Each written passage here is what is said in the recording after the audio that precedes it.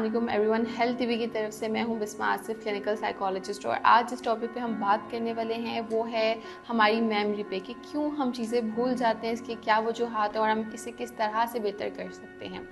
अगर हम इसकी वजूहात पे जाने से पहले या इसके ट्रीटमेंट पे बात करें, सबसे पहले हमें समझना है हमारी याददाश्त यानी मेमोरी वर्क कैसे करती है।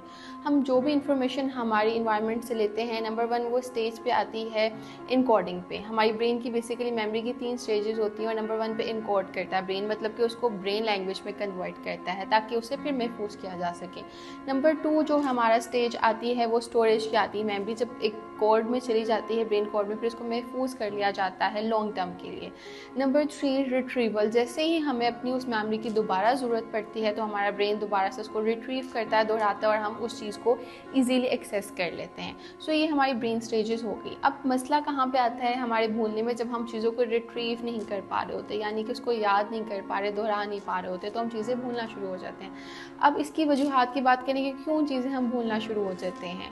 अब इसकी मल्टीपल वजूहात हो सकती हैं। कोई हादसा पेश आ सकता है, कोई ट्रॉमेटिक इवेंट हो सकता है, उसके अलावा कोई इंजरी हो सकती है, कोई स्ट्रोक हो सकता है, कोई मेडिसिन के साइड इफ़ेक्ट हो सकते हैं या कोई इन्फेक्शन भी हो सकता है। इन सब के अलावा आपकी ब्रेन इश्यूज़ में आपकी और साइकोलॉजिकल इश्यूज़ हैं, जैसे कि अल्जाइमर या डेमेंशिया से भी आप चीज़ें भूलना शुरू हो जाते हैं, ठीक है। और इसमें एजिंग का एक बहुत इंपॉर्टेंट कंपोनेंट है। जैसे ही आपकी एज गुजर रही होती है, आपकी एज बढ़ रही होती है, तो आपका मेमोरी का प्रोसेस थोड़ा स्लो होता है और आप चीज़ें भूलना शुरू हो जाते हैं।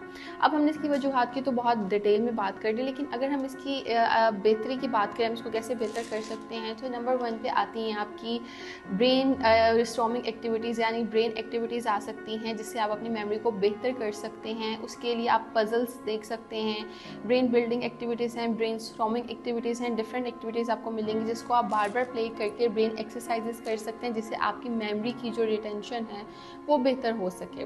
नंबर 2 पे आपके पास आते हैं मेमोरी एड्स। मेमोरी एड्स क्या होते हैं? कुछ ऐसी चीज़ें जो आपको हेल्प कर सकती हैं चीज़ों को याद करने में। वो कोई नोट्स हो सकते हैं, वो फ़ोन रिमाइंडर्स हो सकते हैं, वो आपकी डायरी हो सकती है। इनको आप डे टू डे रूटीन में यूज़ करें ताकि आप चीज़ों को याद रख सकें। इसके अलावा आपकी सोशली इंगेजमेंट बहुत ज़रूरी है। जितनी आप लोगों के साथ इंगेजमेंट रखेंगे उतना आपकी मेमोरी पे अच्छा असर पड़ेगा, ठीक है। अगर आप डिस्कनेक्टेड हो जाएंगे तो ऑटोमेटिकली आपकी मेमोरी लॉस स्टार्ट हो सकता है, ठीक है। तो आपने सोशली इंगेजमेंट लोगों के साथ ज़रूर रखना है।